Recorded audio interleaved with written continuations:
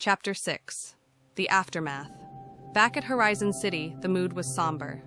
The loss of Alex Barlow and the others had left a mark on the settlement. The engineers and miners, once resolute and driven, were now walking ghosts, tired, haunted by the incident. Director Martin Hayes, a methodical and pragmatic man, called an emergency meeting with the senior staff to address the crisis. "Emma," he began, his voice uncharacteristically soft, "you've overseen this operation for years. I trust your judgment. What went wrong?" Emma leaned forward, her hands clasped tightly together. "We pushed too hard, Martin. The mining quotas, the deadlines. We've been asking our people to work longer and longer without proper rest. The stress is getting to everyone."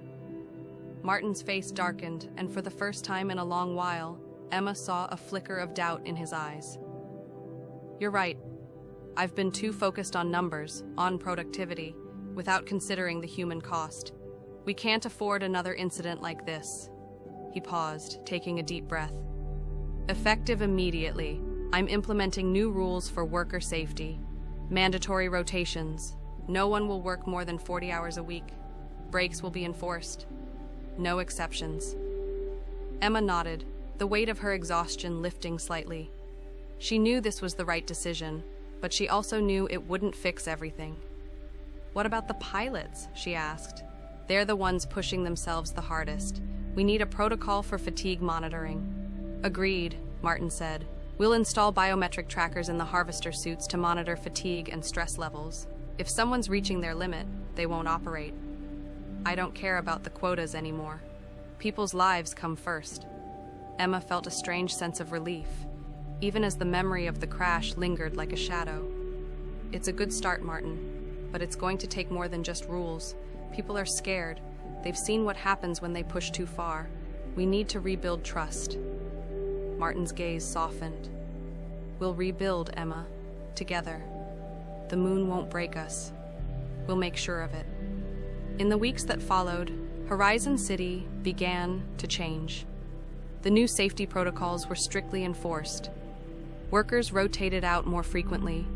The once packed shifts were now spread out to ensure no one was overworked. Emma continued to lead the Helium-3 mining operations, but now there was a sense of caution that had never been there before. She made it a point to check in with her team regularly, not just about their progress, but about their well-being.